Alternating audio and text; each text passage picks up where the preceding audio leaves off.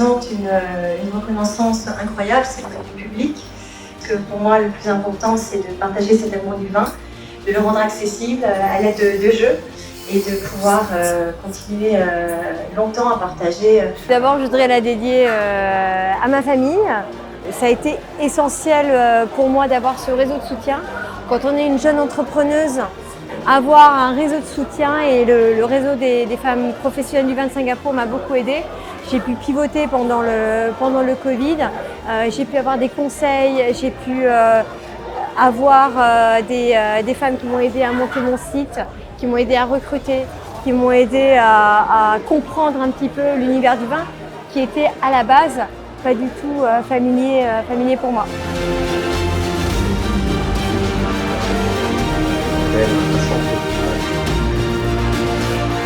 Donc c'est vraiment une très belle reconnaissance parce que je ne suis pas entrepreneur dans l'âme au départ.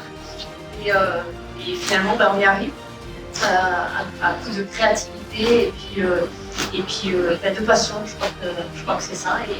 Je voudrais dédier ce trophée à mon business angel. Donc j'ai eu la chance de rencontrer un investisseur indonésien qui a cru à mon projet, qui a cru au développement durable et vraiment je lui dédie ce trophée parce que sans lui, TSB, mon entreprise n'existerait pas. Donc à Monsieur Sumangar Sihombing.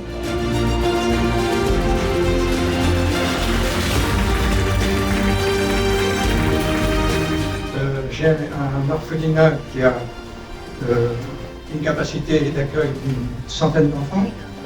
Pour l'instant, je m'en ai 13. J'ai accueilli le premier le 25 avril 2018 exactement. Mon objectif est de développer l'activité de l'orphelinat. Il n'est pas évident dans un pays comme le Vietnam où l'abandon, les gens abandonnent leurs enfants avec une préférence pour que ce soit quelqu'un de leur propre famille qui est en plein de soins. Si je devais dédier cette récompense, je la dédierais aux personnes qui m'accompagnent dans la totalité de nos projets humanitaires menés depuis plus de 10 ans au Vietnam, à l'équipe qui m'entoure. Et j'aurais aussi une pensée pour tous ceux qui mènent le même type de travail au profit des plus démunis, des enfants abandonnés et des orphelins.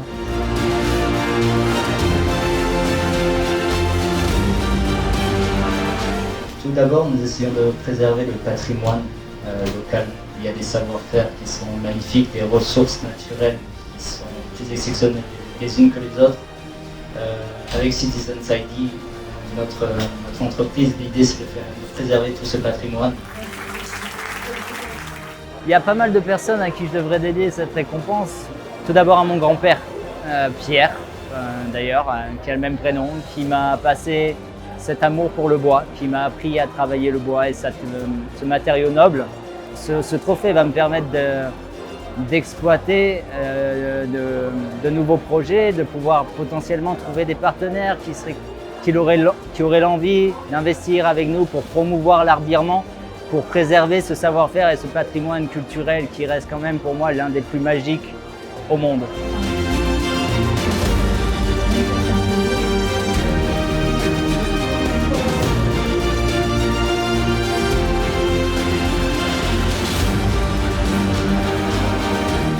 Parents, l'équipe et puis mon mari ici et mes 3 enfants.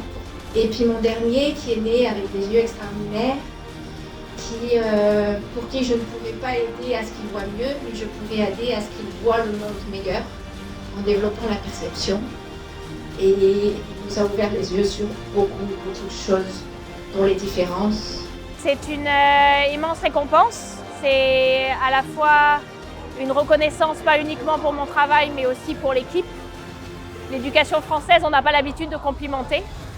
Et tout d'un coup, on a ce flot de reconnaissance qui arrive, des institutions éducatives, diplomatiques, qui font que ce sera pour, en plus de la reconnaissance des parents, une reconnaissance de professionnalisme vis-à-vis de tout ce que l'on fait pour les enfants.